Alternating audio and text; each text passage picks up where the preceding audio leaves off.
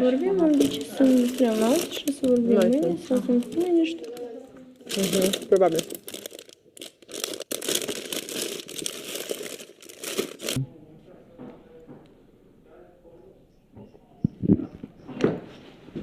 Era mai mișto dacă ne lăsa să...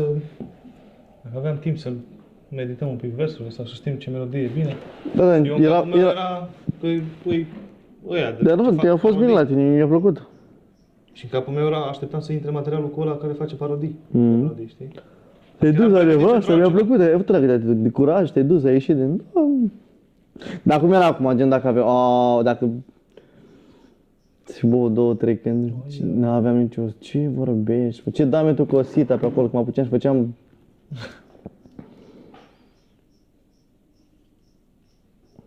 Aoleu.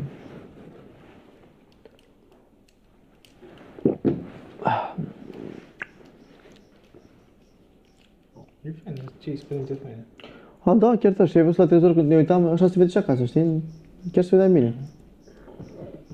Dar rămâi cu amintiri, rămâi.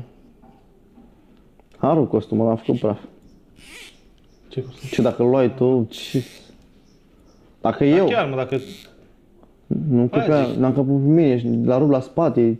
Păi și dacă pica la el, de exemplu, ce se întâmpla? Aia, și-am luat, ce puteți să fac? Nu, ce? Dar se vedea super, crede-mă, Capitanul Americii te vedea direct.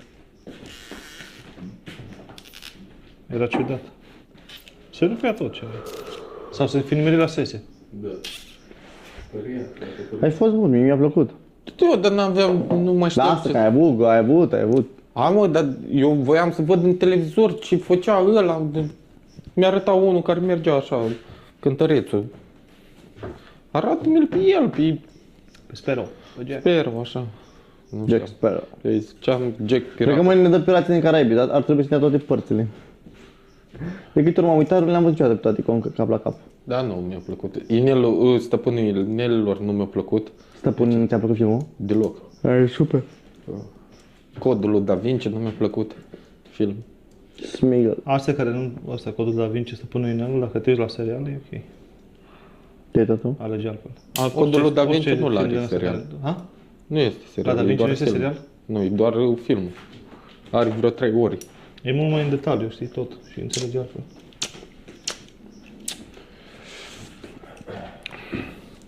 Florile dale n-au nicio valoare. Dar... Tu îți dai seama că Și Larisa s-a descurcat bine, adică trebuie să fim corecți. Eu chiar am văzut că s-a descurcat bine. Dacă era recuzit aici, să ai și părul și tatăle pe ce ieșea. Ieșea bine. Și bă, oricum, raportându-ne la Erai original, adică au fost o Mamă, ce chestie... original, bă, eu Nu, muncesc stai acolo, puțin. frate. Aia zic, față de te cunosc de undeva, noi am avut un material instant în față, loc, da. după care instant să te iei, fără nicio Eu nu pregătire. știam cum era Delia în video. Eu nu mai știam cum era îmbrăcat el, mă. Da, ai cântat mi Răzvan? aminte de Nu prea banda am aceea, auzit. pălăria aia, nici avea inspirație aici, și Era alb. refrenul care era refren. Și despabilită. Noroc că mai aveam ghetele. A fost partea lui Grasu. Aha. Am stat jos, știi? Că ai văzut că m-am... Doar cu o privire Bine că el nu îți ți-au ia... pus aia. Da, mai rămâi cu măta, hai rămâi cu măta. Nu, e faină și asta, mie îmi place. M-am pus jos. Da, da, pe aia a fost un moment fain, mie mi-a plăcut ăla. De asta, adică... Partea lui Grasu. Grasu nu Grasu. Grasu. Băi, par cu noi? Nu-i grasul. Ah, mă, beam par cu Cine noi. cântă? Am băut de la alb. Unii Perneș doarme? Doarme? Perneș. Da, da, da. Da, nu prea, ok, nici nu era, dar asta deloc, ce a spus? Nu m-a plictisit, mă. Eu nu, mă, când aud aceleași melodii, să mor eu. Și acum când trebuie să le pun tot aceleași, le pun, când numai asta le aud. Lu- Că mi-e foame, dar eu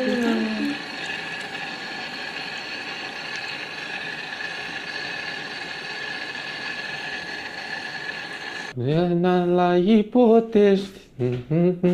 Ești departe de Eminescu? De Casa lui Memorială? Da. Eu am fost la bătălia la Eminescu. Da, da, da, da. La cu Nupfer ai fost. Da. Și la Creangă am fost. Acasă, da? Dar Creangă e unde? E în Suceava? Creangă, Târgu Neamț. Târgu Neamț. Târgu Neamț. Am Eu fost, în da, la Creangă. Botoșani Casa Eminescu, Creangă. la Ipotești acolo. Bă, dar să fă muzeu din casa lui, nu? Din cine? Da, Creangă. Da. Mai e muzeu? Și la Sadovean? Încă mai e muzeu? Auzi, mă, asta este. Și la Muzeu, n-ai voie să te... Sadovean nu era tot în Botoșani? Stadoveanu? Nu. Nu mai știu. George Mihai. Ionescu, care îi bag notă Băi, de frate, 5, dai seama. cu așa, Oameni, e în oraș, în legende, oraș. Nu Casa astea. memorială a lui. E chiar lângă un liceu, o leacă mai sus de un liceu bun. Fain acolo, așa, frate, la ei să mor eu. Nu știu, Ba da, mi se stăteam pare că aici și să mă Sadoveanu. gândeam, Ba da, gen, Mihail viața lor, cum Sadoveanu a tot din fost, Botoșani.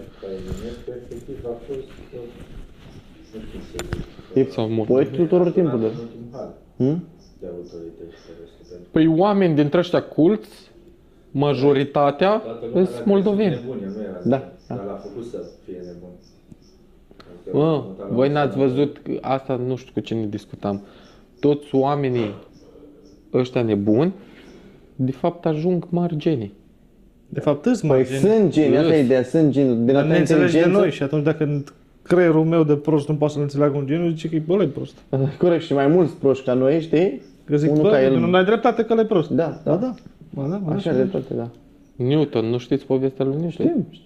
Da, care au avut Cu școala, când l-a dat, o zis afară, morară. urgent. Da. Și i-a dat o scrisoare lui Maixa și Maixa ca să nu-l facă, să nu-i scadă moralul. A zis că ești prea deștept, e scris în scrisoare, că o primit scrisoare de la director. Și îi spune, mamă, ce scrie acolo? Spune-mi și mie, de nu mai Că pot nu să mă duc Newton, la școală. Einstein. Nu, de Newton. Hai, asta e cu legea gravitațională, zi. Da, da. Este povestea lui Buzdugan și a lui Morar. Zi eu tu, că Poți asta zice. nu știu. Și o primit scrisoare Maixa că de la director și întreabă Newton pe el, dar ce scrie acolo de... Spune-mi și mie, de nu mă mai primește la școală, ce s-a întâmplat. Și a zis, dragă doamnă, nu știu cum o cheamă, ne pare rău, dar școala nu poate ține un geniu așa mare în școala noastră. Nu avem profesori pentru a-l școli. Vă rugăm să aveți grijă dumneavoastră de el, să le educați în continuare. Și l-a păcălit. După un anumit timp, el o găsit scrisoarea, după ce a murit mama lui, o găsit scrisoarea și a vrut să vadă chiar ce scrie în scrisoare. Și de fapt în scrisoare scria cu totul altceva. Că ne pare rău, școala noastră nu primește copii cu dizabilități, noi nu suntem nu știu ce fel de școală care să lucrăm cu copii cu handicap. Și vezi ce a ajuns el, să inventeze. Nu, Newton a inventat curentul și astea. Nu, legea gravitațională, accelerația gravitațională, ăsta e Newton, Isaac Newton. Ah. Curentul e la... Uite, dacă ne dă pe el, sunt 5 minute din scrisoare, să vezi cum povestește Buzdugan. Dar nu ne dă, că e supărată. E supărat. Ne dă asta, că e ceva, chiar o poveste care putem învăța prin chestia asta. Să vezi cum l-a oferit mama lui de unele chestii. Când putea Totodată să îi da zică și un adevărul. start. Deci e important și informația, că nici Da. Și el chiar avea probleme, dar uite ce deștept era. Fabulă. de asta cu Eminescu, adică primarul de pe atunci, totul s-a întâmplat la hotelul Concordia în București, fiți de acolo din centru vechi. Deci l-a chemat pe Eminescu în casa lor, primarul, știi? Și a pus-o pe nevasta să La Bacău? dezbrăcată, știi? Nu a zis. Nu, în București. Că vezi, Doamne, s-a dat Eminescu rea, știi? Și l-a făcut pe ăla nebun. Bă, tu te dai la mine și apoi l-a căutat autoritățile să-l bage la sanatoriu și l-a băgat până la urmă. Și el nu era nebun, dar era acolo, știi? Și era vecin cu Petea Apolinaru, nu cu Petrache Apolinaru, dar e militar. Stilou. Da. Petea Apolinaru, ăla, Petrache. nu, Petea e ăla. Deci era un neam mai mult cu Petrache, ăla cu Stilou. Da. Da, Petea ăsta era vecin cu Eminescu, știi? Și pe ăsta l-au ținut acolo efectiv să nebunească. Și la un moment dat a început să se cânte falsare Eminescu, știi? Și Petea Apolinaru a luat o cărămidă și a zis, bă, tu nu l-ai cântat. Dacă mai cânti, îți dau o cărămidă și că i-a dat o cărămidă în cap, atunci a făcut nevralgie de aia cap. Și acolo că i s-a declanșat și altă boală. Da. Deci cam așa a murit Eminescu, nu ce dispersie la școală. Asta e povestea adevărată. Deci la un ban nebun, Chiar aș vrea să stai stea aia cu Buzdugan. Mai sunt dintre astea, știi, când era orășelul